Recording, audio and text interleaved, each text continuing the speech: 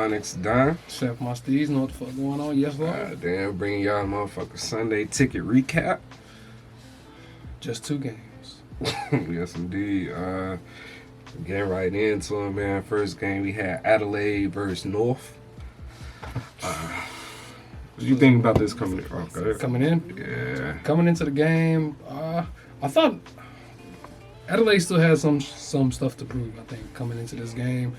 We know North was a much improved team compared to previous years, so it was interesting whether to see Adelaide did revert back into their company, the lower end talent, if you will, against North. So I really wasn't too sure about this game. I didn't think it was just going to be a rollover.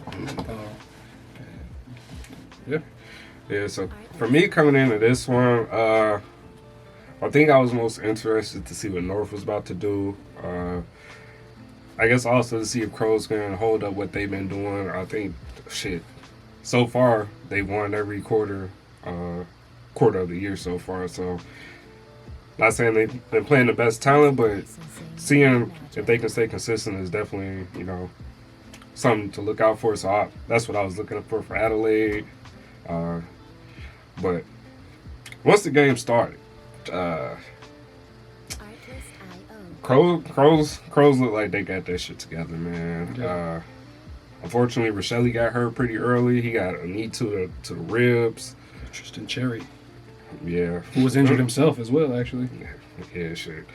But even without Rochelle, who has been great for him this year, Crows still have a lot of great forwards, man, that just can hold up, man. Thilthorpe has been insane this year.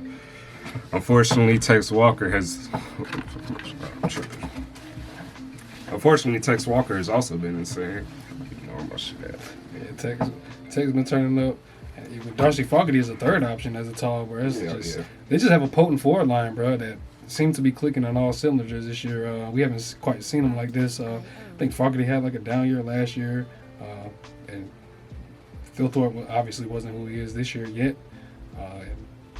And the midfield is serving them up well, man. The midfield play has been playing great with Saligo making a big jump, and Rory Laird down back. And even young Sid Draper, who came in and made his debut and got 2 quick goals off of limited game time. When he has touched the field, he's been playing pretty well. So Adelaide looked to be the part, man. They just had North under the pump with their defensive pressure and stuff like that, just having tackles in the 450 as well. And North didn't quite have the composure, man. They just got beat up for real. Yeah. I mean, they did get beat up, but I definitely don't think North is going to be winning spoon this year. I definitely think they have a lot of fight in them. I think when they do connect on some shit, it does. Like, North is definitely, I would say, a step ahead of West Coast on they rebuild and becoming the contenders again. I think we really like a season behind on some shit. But they're looking good. North, I can see them finishing like 14 this year, honestly, with how they've been playing, maybe 15. There's some teams that I think it's still early. Obviously, everybody ain't really had the same opportunities to play, but some teams are looking really bad, and I don't think North is one of them. Yeah, North has their patches where they look bad, but they did the senior players that they did get in this offseason have definitely steadied the waters for them, and obviously having Alistair Clarkson there for a couple of years, I think that is a benefit too, as far as them being ahead of y'all in the rebuild. They had their coach a little earlier, but even saying that, Nick Larkey, despite this loss, played tough and played very well. He could have had a bag this game. I think he ended up with 4 or something like that. But North isn't quite there yet, but you can see that they're on the rise as far as improvement. Even have George Wardlaw, who's one of my favorite players, on the come up, who will give them that hard body in the contest as well. So there's a lot to like about North. They're just not quite there yet. Yeah, for sure. It's crazy, like, Crows and the Hawks are like the best teams this year. This shit don't make no sense, bro. And they're both fast playing teams, bro. How many times do we see Adelaide just mark play on, bro? Like they're fast attacking team. Seems like that's the direction that footy's going, and it shows on the ladder, I think, in my opinion. Yeah. I think that Crows that I was saying earlier, just winning every quarter. I think I should have wrote that shit down, but I just want to say it's only been done like 2 other times in all of AFL and VFL history. On some Damn. shit. Yeah.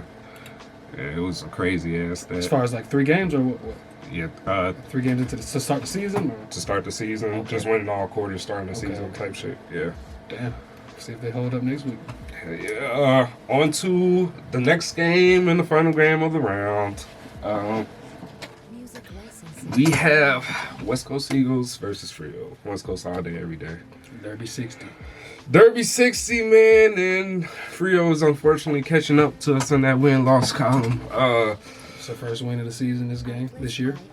Yeah. And it's not looking good for West Coast. Like, I'll say it's looking better than previous years, but we still finding ourselves. Like, I don't think we quite out of that bottom conversation yet. You know what I'm saying?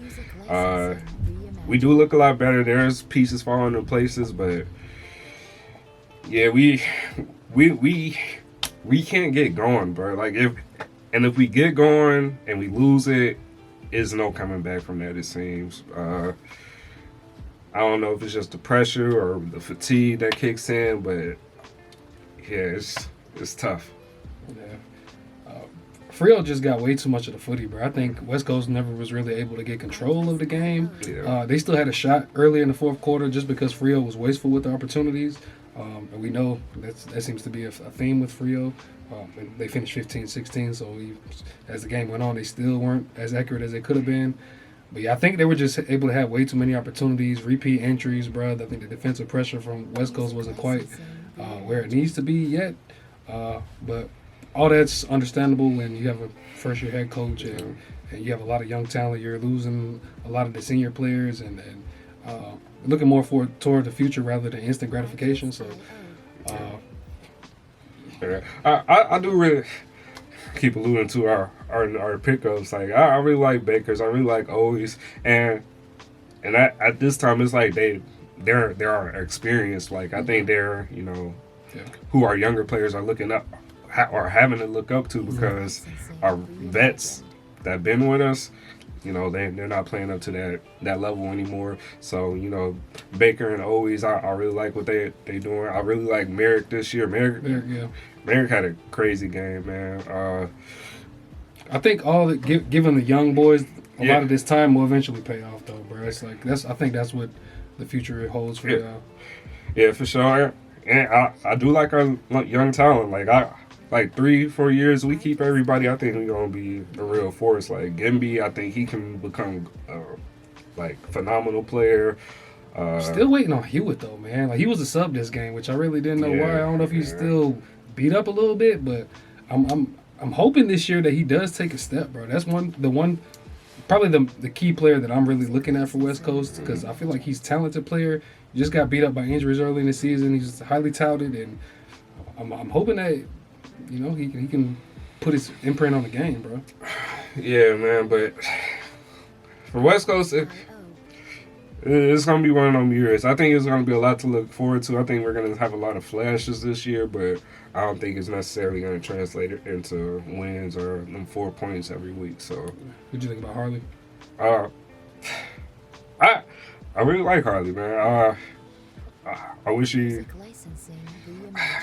He's been a lot of talk in the media lately, in the last couple of weeks. He is, and he's controversial. Like, he loves the shit. I think he's a player that really, gets off on making people mad, and it's like, all right, I'm that nigga now type shit. Yeah. Like, I think he feeds off all that shit. But that being said, I want him to focus more on the game than riling everybody up type shit, because he does like the physical shit.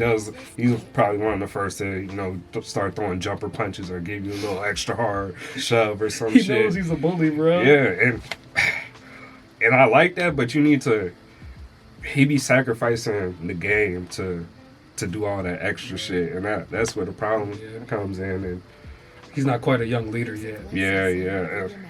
That's another thing that's just gonna take some time, bro. He's still like 18, 19 or some shit. So it's just time, bro. Let's go. So we just need some time, but I like the direction. I also want to give a little Shout out to 304 is look dangerous. Josh Tracy been looking good this year, man. Yeah. And Burflew had 4 goals, I think, a couple of goals. So And Frederick always dangerous with his speed. he is. That shit He's an crazy. elusive Yeah. motherfucker, bro.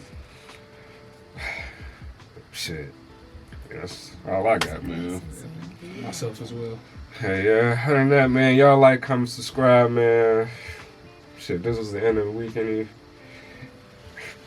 What we did, game of the round, man. You got a game of the round. Game of the round. I think it's probably that Hawks GWS for real.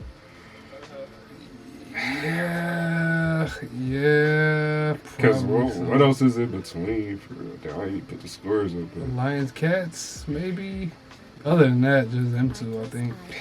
Just because of how the script flipped for both games. Like it looked like it was going one way and then it just got wrestled the other way. The other games were kind of just one sided. Like D's got smashed.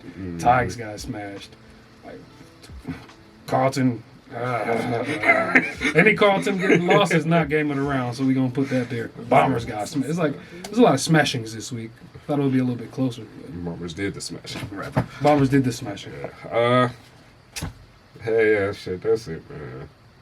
Y'all like, subscribe, all the YouTube shit, man. Tune into the lives, recaps, all that shit. Hell yeah. Yeah.